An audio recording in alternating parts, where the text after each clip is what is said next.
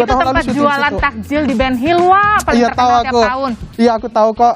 Aku 2 tahun lalu syuting di situ, suasana Ramadan di Ben Hill ya. Syuting sebagai apa, Wak? Oh, reporter dong. Reporter, Melaporkan oke. dari Ben Hill. Belum jadi host ya, Wak? Belum ya? jadi host. Nah, kita masuk ke topik kita. Masih tentang julid nih. Bib, kan julid ini bisa dikatakan bahwa landasannya juga adalah iri dengki gitu ya. Nah, dalam Kacamata agama ya? dalam kacamata agama sebenarnya seberapa gimana ya? Berapa besar sih dosanya, Iya. Bib? Iri dengki ini. Iya, Rasul itu mengajarkan kepada kita man amana billah wal yaumil akhir falyaqul khairan aw liyasmut. Seorang yang beriman kepada Allah dan hari akhir itu dia akan berkata-kata yang baik atau diam.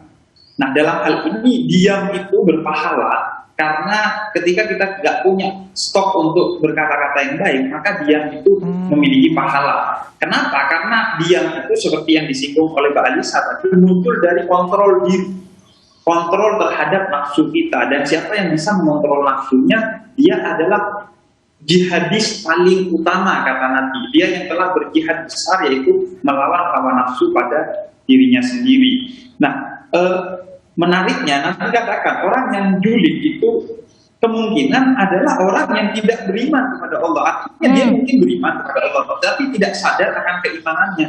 Karena kenapa? Karena dia bisa julid karena seolah-olah Allah gak melihat dia dan Allah gak akan menghukum dia, sehingga enteng aja itu lidah dan untuk menjulitin orang lain, seolah-olah gak ada Allah yang ngontrol dia. Misalnya dia pakai akun anonim, dia pakai ini dan itu yang menyebabkan seolah-olah gak ada Allah yang melihat. Kemudian yang kedua, seolah-olah akhir orang julid itu seolah-olah hidup hanya di dunia, sehingga begitu dia bisa julid dengan baik dan benar menurut dia, sehingga gak kena hukum UU ITE dan lain sebagainya, ya udah oke-oke aja, fine-fine aja. Seolah-olah gak ada akhirat yang akan menjadi tempat ketika semua julitan itu akan dieksekusi dan dihakimi oleh Allah. Jadi poinnya adalah sebenarnya Muslim itu dididik untuk selalu berkata-kata yang baik. Karena itu orang yang julid itu hukumnya dalam Islam fatal sekali. Dalam salah satu hadis Nabi dikatakan orang julid itu di akhir dunia itu menjadi pengikutnya Dajjal bahkan. Bayangkan. Aduh serem banget, Wak. Iya. Ngeri-ngeri.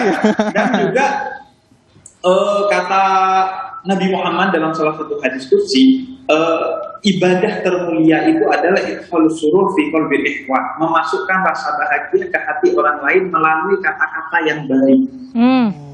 Makanya dia dihitung sedekah. Nah, dari hadis ini kita jadi tahu bahwa sebaliknya, bahwa sesuatu yang paling buruk dalam Islam adalah memasukkan rasa sakit ke hati orang lain melalui kata-kata yang julid itu sendiri.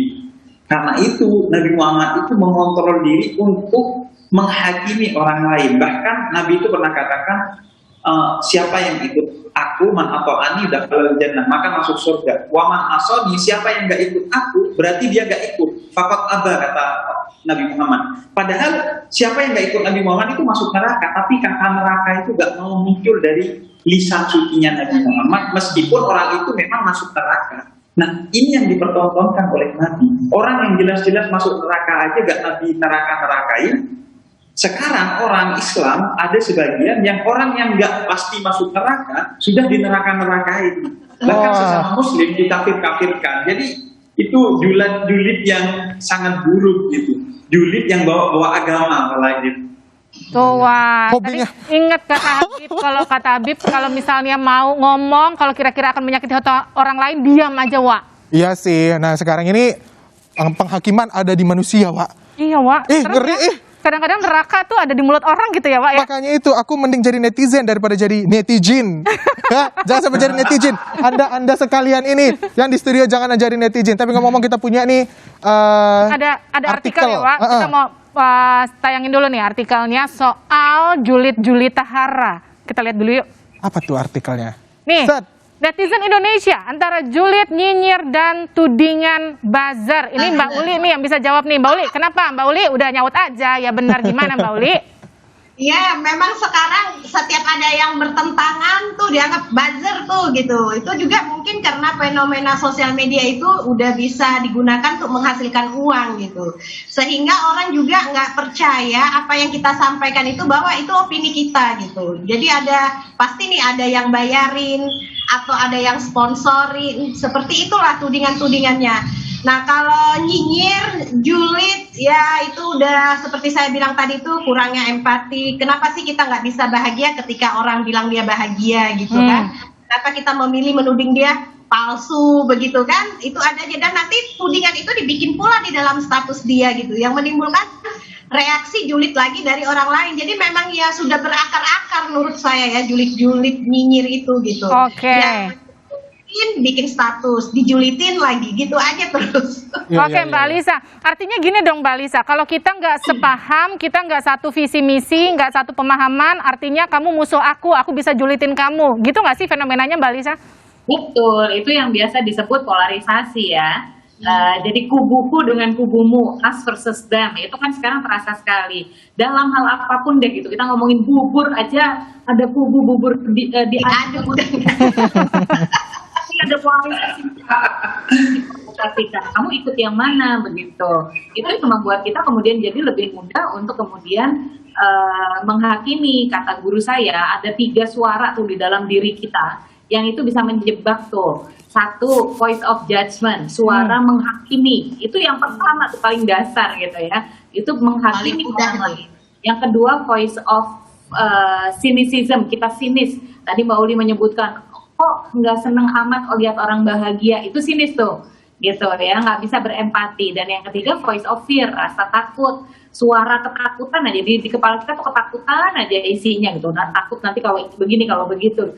Akibatnya kemudian kita jadi julid gitu, jadi dikuasai oleh 3 suara-suara ini gitu. Karena ya polarisasi itu, kamu ikut mana gitu, kamu kita diaduk gitu. Mbak Lisa, ini kenapa sih banyak pemahaman kalau mengatakan perempuan itu lebih cenderung julid dibanding pria? Ini secara psikologi kenapa nih Mbak Lisa? Kenapa bisa begini? Itu dibutuhkan data yang cukup lengkap loh untuk bisa mengatakan bahwa perempuan lebih julid daripada laki-laki gitu. Artinya nggak juga ya Mbak? Nggak juga. Ada sebagian perempuan yang lebih julid dari sebagian laki-laki. Itu iya gitu. Tapi kalau ditarik nanti dibuat statistikanya, jangan-jangan itu cuma beda sedikit gitu. Iya, kayaknya beda sedikit deh. Iya. Soalnya kan saya hobi julid. Tapi kalau aku sama kamu julitin kamu sih, Wak. Mbak Alisa.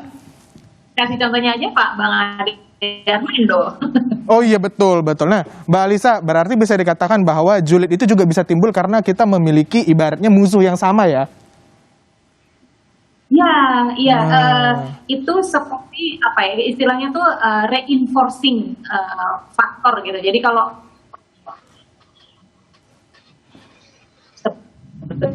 sebetulnya saya kesel sama dia, begitu saya ngomong terus dibantuin ada orang lain yang juga bilang ini hanya 60 sekarang jadi 600 gitu.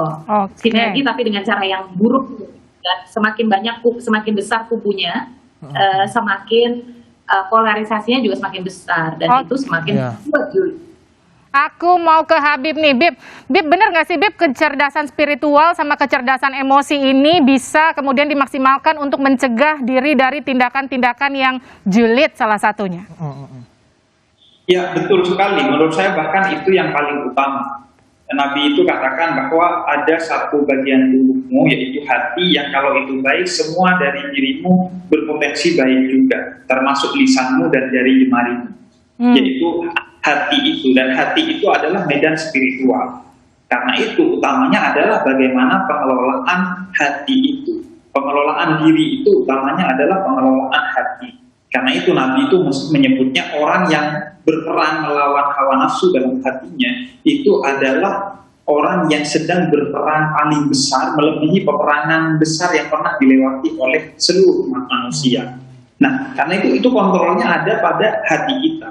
Kalau sudah muncul rasa iri, fanatisme, merasa ini teman gue, dan lain sebagainya, itu yang memunculkan kemudian kita julid dan lain sebagainya. Segala sesuatu itu daya kontrolnya kepada hati. Karena itu umat Islam itu poin utamanya dari ibadahnya adalah tazkiyatun nafs, atau membersihkan spiritualitas, membersihkan hatinya, membersihkan dirinya dari segala kecenderungan-kecenderungan yang negatif. Dan tidak cukup itu, tapi juga ditambah menghiasi dirinya dengan segala kecenderungan-kecenderungan yang positif. Sehingga dia akan seperti tadi yang diharapkan, yaitu senang melihat orang senang, susah melihat orang susah. Dan ketika dia mau mengkritik seseorang, landasannya adalah cinta dan dengan kata-kata yang baik, bukan landasannya dengan benci dan kata-kata yang julid. Setuju. Jadi semua hal yang keluar dari dirinya ketika spiritualitasnya baik, maka akan menjadi indah. Nggak akan julid tapi kritis misalnya. Nggak akan belain teman kalau salah, dan akan membelai yang bukan teman kita kalau dia memang benar, dan lain sebagainya. Itu artinya nanti medsos akan kembali ke hitohnya begitu ya kira-kira kalau semua orang udah Tapi memang semuanya tuh Ya nggak sih, Wak? iya setuju sih, tapi memang semuanya tuh datangnya tuh dari hatinya, Wak, ya. Aku mau belajar tadi kalau kata Habib kan Apa? bertutur yang baik dan manis. Edika baik deh. Coba yuk di break dulu. Oke deh. Baiklah, kita masih akan berbicara dengan ketiga narasumber kita pada malam hari ini. Jangan juga Livi dan Edika, jangan kemana-mana, tetap di Kata netizen. Bukan netizen.